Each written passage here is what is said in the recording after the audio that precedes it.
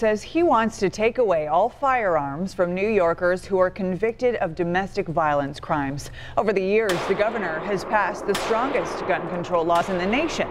However, he says there's currently a loophole that keeps guns in the hands of violent offenders.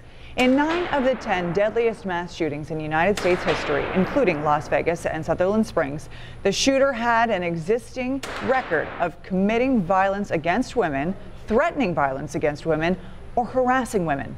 7 Eyewitness News reporter Allie Tui here now to explain this governor's proposal. Allie? Ashley, according to the governor's office, there's a direct link between domestic violence and gun violence. This proposal aims to make it more difficult for violent offenders to possess a firearm, and here's how. Current state law prohibits felons from possessing a gun.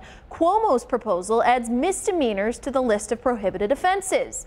It also expands the types of prohibited firearms. Right now, handguns must be surrendered during an order of protection, but Cuomo says long guns like rifles and shotguns are still allowed.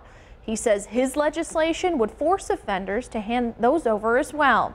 Karen Panzarella is a domestic abuse survivor. In her case, she says she would have felt a lot safer had this legislation been in place all those years ago.